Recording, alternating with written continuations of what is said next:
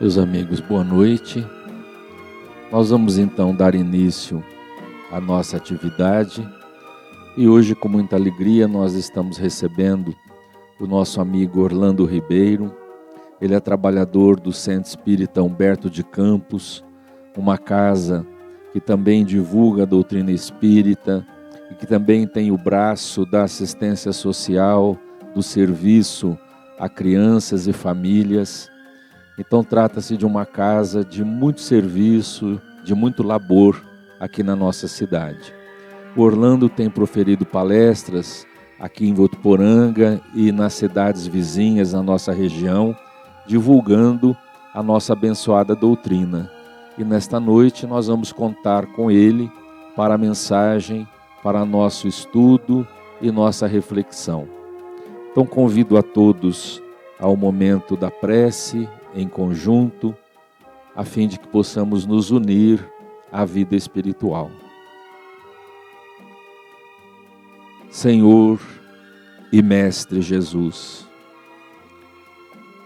esta noite é nova oportunidade para todos nós. Deixamos o corre-corre da vida lá fora, fazemos esta pausa para aqui estarmos, a fim de buscarmos o alimento espiritual, a Tua mensagem de luz, de esperança, de conforto e, sobretudo, Senhor, a Tua mensagem de fé e de perseverança. Envolva-nos a todos através dos Seus mensageiros espirituais, para que o clima da fraternidade, da alegria cristã, possa reinar durante esses minutos que aqui estaremos reunidos.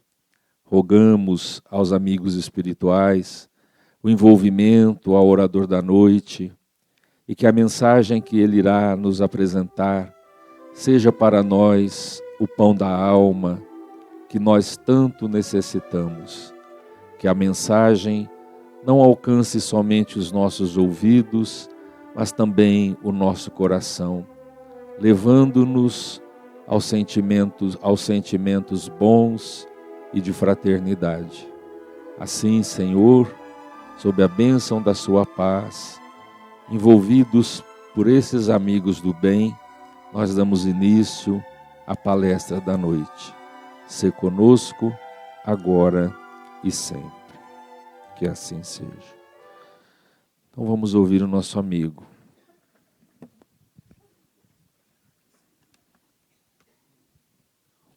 Boa noite a todos. Antes de mais nada, expressar gratidão. A gratidão por este momento, porque toda vez que nós somos instados a falar da nossa doutrina, isso nos obriga a estudar um pouco mais, um bocadinho além da conta, né? E nada mais justo de que agradeçamos essa oportunidade que nós temos. Vendo as obras de Chico, Irmã Dulce, Madre Teresa de Calcutá, Divaldo, tanto Divaldo como Divaldinho, todos nós sentimos uma pontinha de inveja, não é? Inveja branca, claro. Todos queremos ser missionários nessa vida. Eu queria ser missionário como Chico Xavier. Há duas definições no dicionário para missionários. Uma voltada exclusivamente para a religião e a outra voltada para o aspecto pessoal. No religioso é todo aquele que se dedica a pregar uma religião, a catequizar e a trabalhar para a conversão. A conversão de alguém, geralmente a sua fé, claro. Especialmente entre os povos pagãos ou descrentes. No aspecto pessoal, missionário é todo aquele que recebeu ou assumiu a incumbência de realizar determinada tarefa ou promover a sua concretização. Tanto num quanto no outro aspecto, o sucesso da missão depende única e exclusivamente de nós, da nossa boa vontade, ou seja, da nossa capacidade de dar o melhor de nós ao mundo e aos outros. Ou seja, na religião ou na vida, todos nós podemos ser missionários. Temos esta possibilidade. É claro que essa missão é de acordo com os nossos talentos, com as nossas potencialidades. A grande verdade, no entanto, é que ninguém nasce missionário, pronto e acabado. A gente vai sendo burilado pela vida, vai se preparando, vai aquinhoando conhecimentos, inspirações, exemplificações, e assim nós vamos preparando o nosso espírito para exercermos de fato e de direito a nossa missão. Por isso são muitos os chamados e poucos os escolhidos. Mas escolhidos? Escolhidos por quem? Quem escolhe? Deus? Jesus? Claro que eles contribuem, mas a escolha precisa ser nossa. Nós precisamos querer desempenhar e nos encarregarmos de realizar as nossas missões. Com o conhecimento que nós vamos adquirindo da lei de Deus, que vai sendo gravada nas nossas consciências, e também com o livre-arbítrio, a gente é que acaba escolhendo o que vamos ser. Mas espera lá. Jesus não escolheu os 12 apóstolos? Sim. Mas quais foram os critérios desta escolha? Posteriormente, a doutrina veio nos ensinar que conhecereis os meus discípulos por muito se amarem. Mas na época em que Jesus escolheu, não era bem assim. Eles não estavam prontos nem possuíam auréolas de santo. Eles não estavam prontos. Jesus passou muito tempo com eles, com aqueles 12, preparando-os e instruindo-os para a missão. Mas nada disso seria possível se eles, no seu íntimo, também não quisessem contribuir, não quisessem se esforçar, não quisessem se dedicar, não quisessem colocar as mãos na charrua. Eles tinham que querer. Antes de escolher cada um deles, Jesus se entregava à oração. Primeira grande lição do Mestre. Jesus se entregava à oração antes de tomar a decisão. Se isso valia para ele, imagina para nós. O quanto que a oração precisa ser importante e constante em nossa vida. Principalmente nas horas de tomadas de decisão. Se Jesus fazia isso, nos exemplificava a necessidade e a potencialidade da oração em nossas vidas. Era fundamental a oração na vida de Jesus. Ele sempre orava à noite e nas vésperas de tomar decisões importantes. Para um empresário dos dias de hoje, para os chefes de departamentos de RH das grandes empresas, à primeira vista poderia parecer que a lista dos escolhidos por Jesus fosse meio estranha. Mas quem que ele escolheu para desempenhar essa missão de auxiliá-los na divulgação da Boa Nova? Judas, o trairia depois. O outro era considerado meio terrorista, Zelote, né? Simão Zelote. Tinha um coletor de impostos, era o Mateus, e a gente sabe que coletor de impostos naquela época não tinha lá a simpatia do povo. Hoje também pagar imposto não está fácil. Havia Tomé, o incrédulo, também pessimista. Outros 4 humildes pescadores, Pedro, André, Tiago e João. O Filipe, às vezes, parecia meio lerdinho para entender as coisas, tinha que repetir bastante, para ele, senão ele não entendia direito. E os outros 3, simplesmente pouco sabemos. Após a traição de Judas, Matias foi escolhido pelos demais para ocupar o seu lugar no apostolado e se tornou o 13º apóstolo. Ou seja, para desespero do pessoal do RH, né, Jesus não levou em conta o sucesso do mundo, nem mesmo a inteligência, como critérios importantes para definir os que seriam úteis para a missão de divulgar a sua doutrina. Somente Paulo, que desfrutou de um chamado único nas portas de Damasco.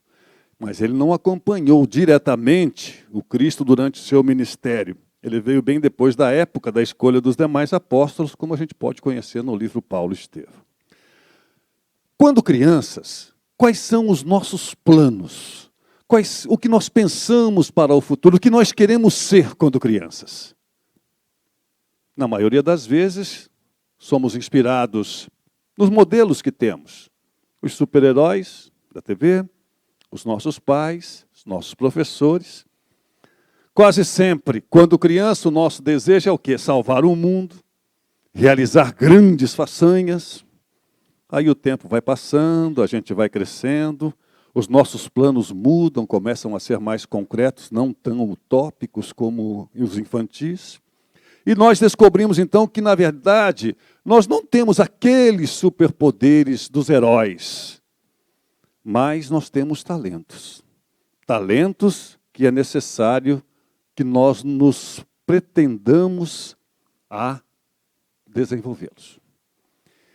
E transformar essas ideias geniais em realizações.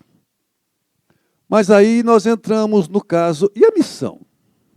Não estava falando sobre a missão? Tá, e a missão? Qual é a missão de cada um de nós? Sejamos nós pescadores, médicos, coletores de impostos, ou seja lá o que formos, um missionário não tem asas, não precisa possuir valiosos bens materiais, nem mesmo ter conduta ilibada, nem precisa fazer curas miraculosas, ou algo grandioso e espetacular para ser reconhecido. Basta se esforçar, apesar de não ser perfeito, que ele decida ser útil, vivenciar o bem e praticar o amor ensinado pelo Cristo. Isso tem tanta forma bonita da gente desenvolver a missão de cada um. Muitos talvez já tenham ouvido falar de um grande escritor tcheco chamado Franz Kafka. Escritor boêmio, autor de romances e contos, considerado pelos críticos como um dos escritores mais influentes do século XX.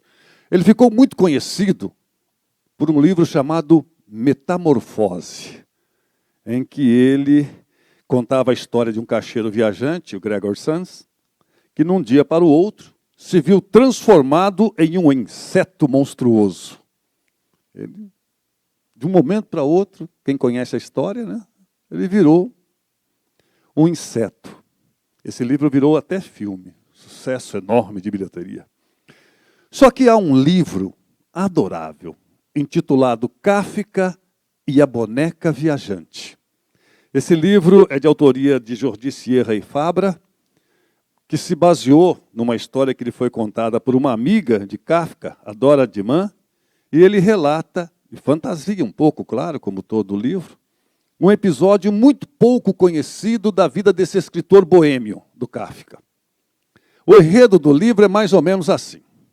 Então, com 40 anos, Franz Kafka caminhava pelo parque de Berlim, quando encontrou uma garotinha, uma criança, que chorava muito porque havia perdido a sua boneca favorita. Ela estava inconformada.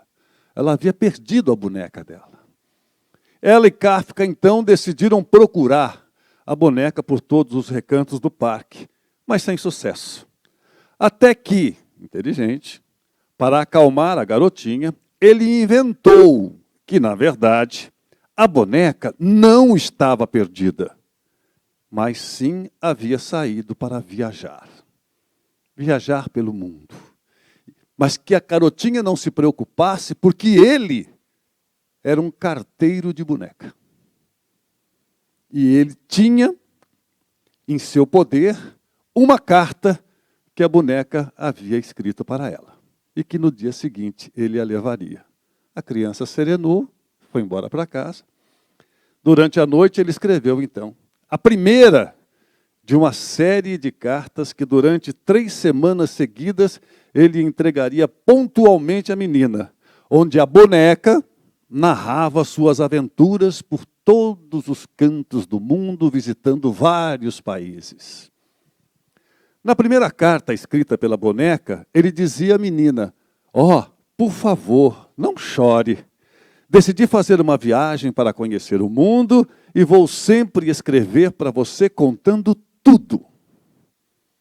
E durante quase aquele mês inteiro, Kafka encontrava-se com a menina e lia para ela as cartas cuidadosamente escritas pela sua boneca, relatando acontecimentos formidáveis, aventuras deslumbrantes por vários países, por vários recantos. E com isso a criança foi se asserenando. Até que um dia o Kafka decidiu comprar para ela uma boneca nova. Aí ele foi lá e entregou a boneca. E a primeira reação da criança foi, não se parece em nada com a minha boneca. E Kafka então entregou a ela uma outra carta, onde havia escrito, não estranhe minha aparência. É que minhas viagens me mudaram muito. Eu estou muito mudada. Estou muito diferente agora. Bastou isso para que a menina beijasse a boneca e, feliz da vida, levasse-a para a sua casa. E foi brincar. 1 ano depois, Kafka morreu. Até que um dia, vários anos depois, a garotinha, já um pouco mais adulta, encontrou dentro da boneca uma outra carta, só que esta assinada pelo próprio escritor. E nessa carta ele dizia, tudo o que você ama provavelmente estará perdido, mas no final o amor voltará em outra forma. Olha que profundidade dessa palavra. Tudo o que você ama provavelmente estará perdido um dia, mas no final o amor voltará em outra forma. Quando a gente fala em missão, em missionário, que todos nós somos e devemos ser, não dá para se esquecer de um ensinamento valiosíssimo, como todos foram, né? Mas esse em especial para esta noite, de Bezerra de Menezes. Ele dizia assim, ser cristão é oportunidade de vivenciar o Evangelho em espírito e verdade. Não vos deixeis desalentar. Recordai que para o trabalho inicial do Evangelho, Jesus requisitou o concurso de 12 homens e não de 12 anjos. Os 12 homens chamados por Jesus, como nós vimos, tinham imperfeições de conduta, mas tinham uma boa vontade. É por isso que no Sermão da Montanha tem uma frase que diz, bem-aventurados os homens de boa vontade. Porque muitas vezes o que nos falta para desempenhar as nossas missões é pura e simplesmente boa vontade. Então nós precisamos tomar um cuidado muito grande com isso. Tiveram a boa vontade de seguir o Mestre e foram valiosos na propagação do Evangelho. Porque Deus se utiliza de homens e mulheres de boa vontade para que o ajudem a propagar e implantar o bem na terra. Exceto Jesus, nós outros passamos por aqui em prova ou expiação. Porém, na realidade, todos somos missionários. Todos podemos fazer a diferença neste mundo. E aí a gente puxa um outro ensinamento.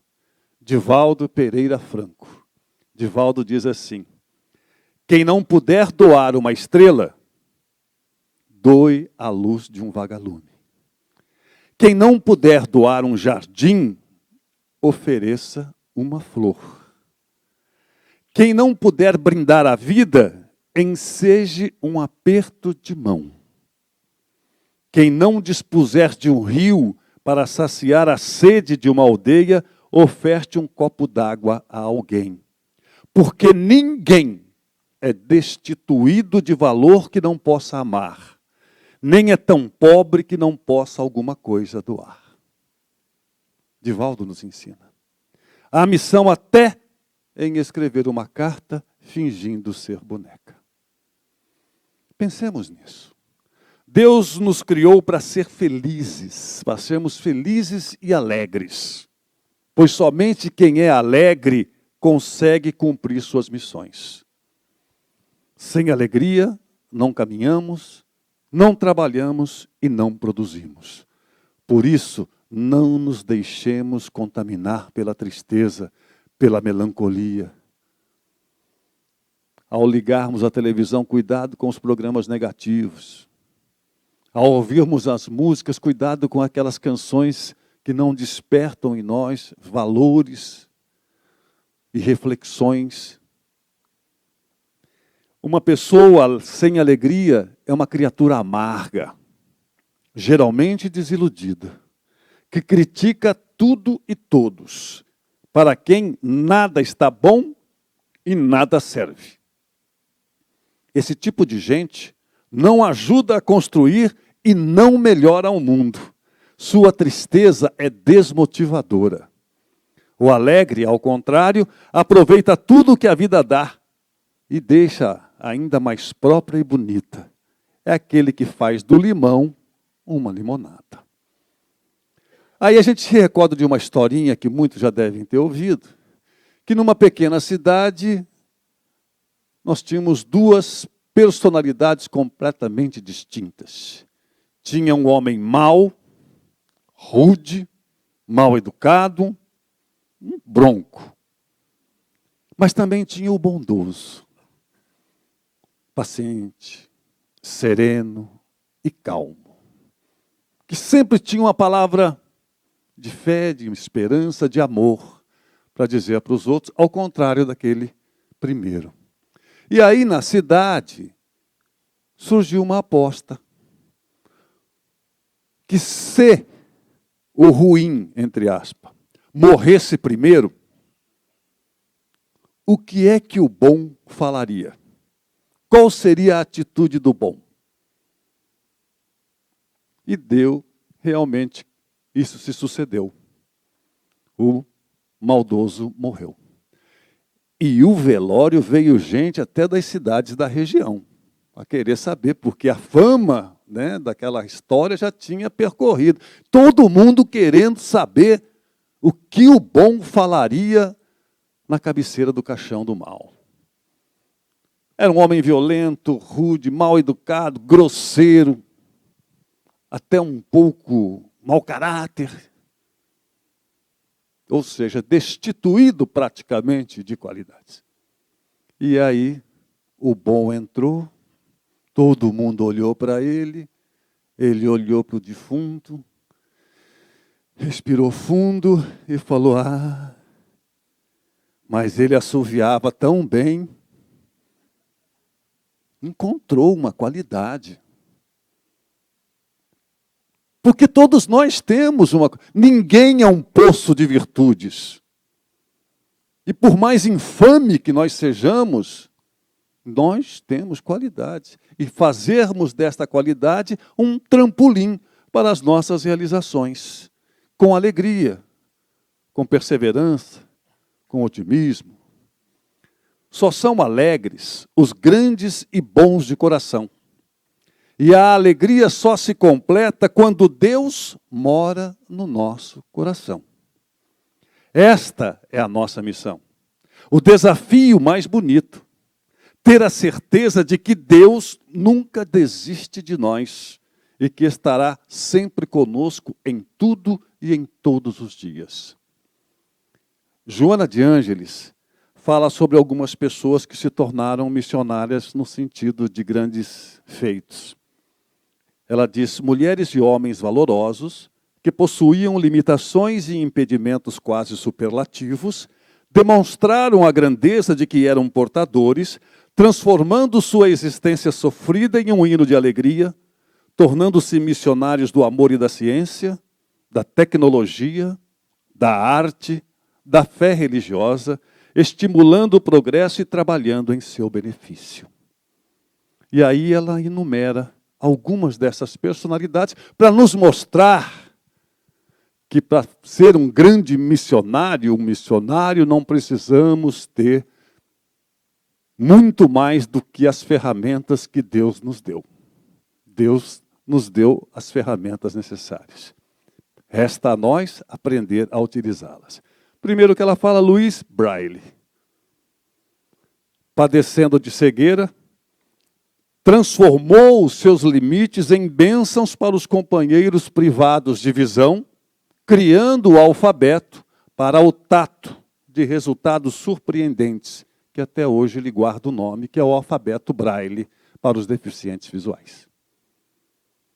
Beethoven, em surdez total, totalmente surdo, utilizou-se daquele silêncio profundo para compor as últimas sinfonias da sua existência, particularmente a 9ª Sinfonia, né, Terezinha? Também conhecida como a coral, que é o coroamento de sua obra e que muitos dizem sinfonia inacabada. Mas que de inacabada não tem nada. Vincent van Gogh, atormentado pela esquizofrenia, ele conseguiu pintar com esmero e realismo, refletindo não o seu exterior, o seu estado interior. O aleijadinho, apesar da injunção perversa da hanseníase, transformou a pedra-sabão em estátuas deslumbrantes, tornando-se um artista incomum, já sem os dedos, apenas com a palma da mão, onde se colocavam uma meia, nessa meia amarravam o cinzel numa mão, o buril na outra, e assim ele ia esculpindo as estátuas que estão lá em Congonhas do Campo, para quem quiser ver, até hoje. Apesar da tuberculose que o consumia, Louis Pasteur prosseguiu nas suas investigações em torno dos micróbios, oferecendo incalculáveis benefícios para a humanidade. E um grande exemplo que todos nós temos, Allan Kardec. Para codificar a doutrina, ele não contou com a máquina de escrever, porque a máquina de escrever só foi inventada em 1870. Então, como diz a garotada, na munheca. Para fazer contato com os médicos, com os médiuns, ele não utilizou o WhatsApp.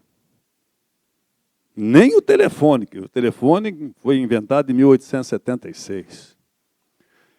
E nem o conforto da luz elétrica, que foi inventada em 1879. Kardec não vivenciou o encurtamento das distâncias e do tempo propiciado pela invenção do automóvel. Foi em 1885. Sequer ouviu as primeiras ondas do rádio, que foi em 1895. No entanto, sua obra e sua figura transcenderam o tempo e marcaram a história da humanidade. Tudo isso, naquela época, sem a ajuda da propaganda e nem da imprensa de massa. Missão. Tá, mas simplesmente você falou das missões dos grandes homens. Mas e a nossa? Pobres, adeptos da doutrina espírita, estudiosos. Essa é uma dúvida comum entre nós. Quando se fala aqui nesta tribuna, ou em todas as outras, que temos uma missão, logo nos inquietamos, tentando descobrir qual é. Olhamos para a nossa vida e não vemos acontecimentos importantes. E ficamos na expectativa de que um médium venha poder nos dizer, por revelação espiritual, qual a missão que nos compete.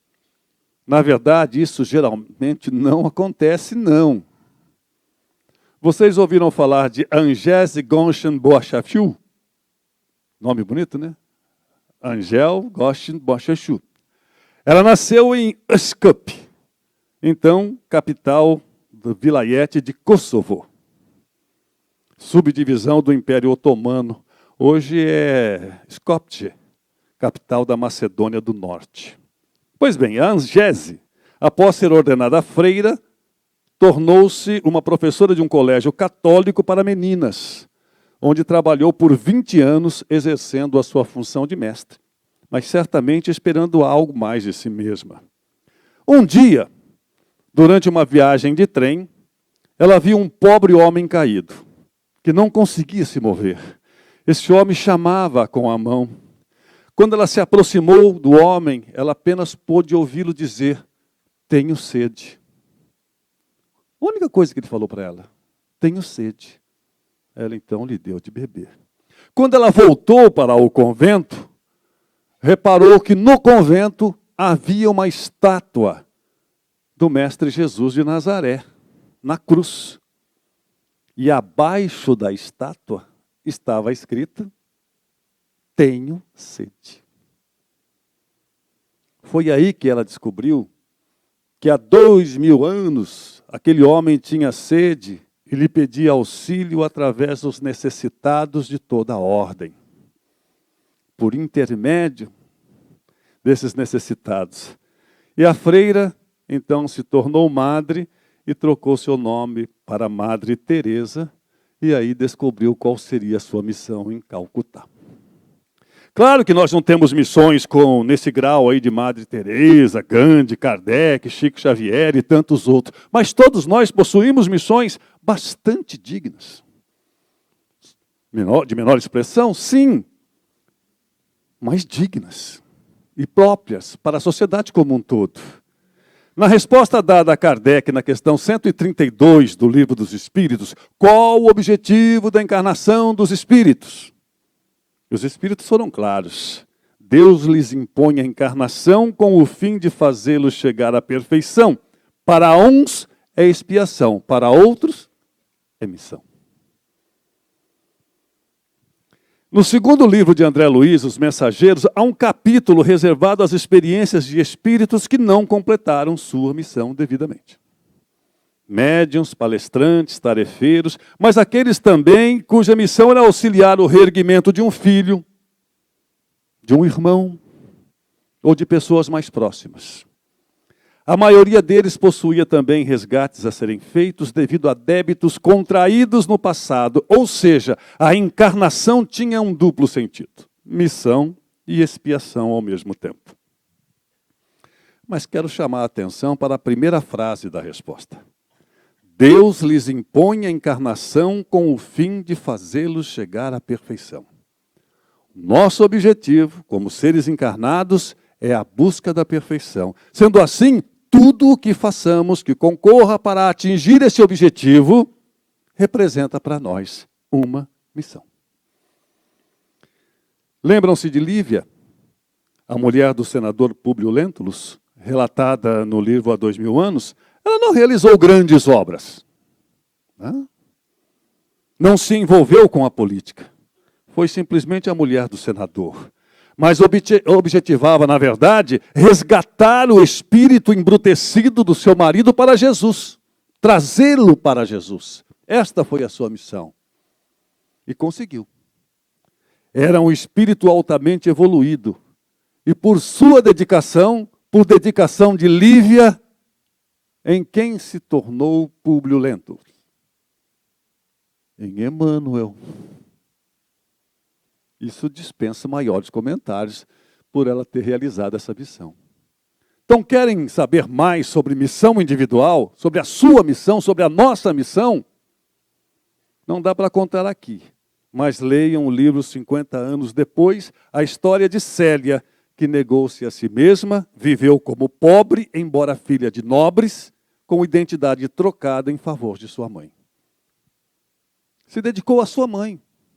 É uma missão, se dedique à sua mãe, ao seu pai, ao seu irmão, ao seu marido, à sua esposa, aos seus filhos. Isso é uma grande missão. Aliás, a maternidade e a paternidade é uma grande missão. Quer identificar a sua missão? O autor americano Stephen Covey, ele ensina um exercício fascinante para você identificar a sua missão. Olha como é fácil. Imagine-se no caixão, sendo carregado em seu funeral, com o féretro acompanhado por diversas pessoas, entre os quais estão seus familiares, seus amigos, seus colegas de trabalho, pessoal aqui do centro. Imagine que em cada grupo, um orador vai se levantar e fazer um discurso para você. Que tipo de pessoa ele vai descrever?